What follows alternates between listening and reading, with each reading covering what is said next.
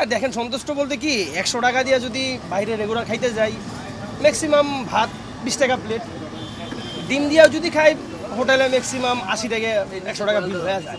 এই জায়গায় নিজ আরামসে স্বাধীনতাভাবে খাইতে পারতেছে, যে যতটুকু লাগতেছে পেটে। প্লেটের তো শুরু করে টাকাটা নিজের হাতে থন পর্যন্ত সবই হ্যার, টাকাটা থন পর্যন্ত সবই ওই যে সবাই করতে আছে।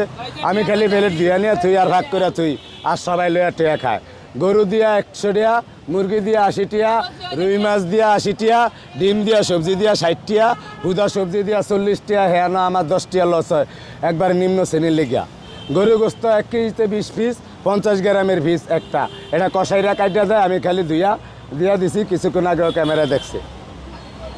সামনে যখন আপনি শুরু করলেন সবাই নিজ হাতে টাকা দিবেন, তখন কি মনে হচ্ছে এই উদ্যোগটা সফল হবে না? আমি তো এর আগে যে কোনো ব্যবসা করছি এমনিই করছি।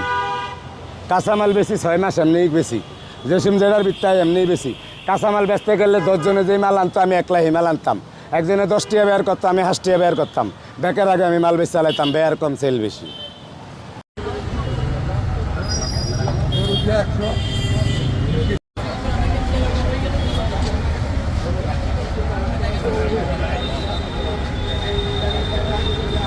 টাকা নিজ দায়িত্বে টাকা রেখা যায়। 100 টাকা 60 টাকা 80 টাকা উনি ওনার মতন কাজ করতে থাকে, যারা খাচ্ছে ওনারা টাকা দিয়ে যেতেছে নিজ দায়িত্বে।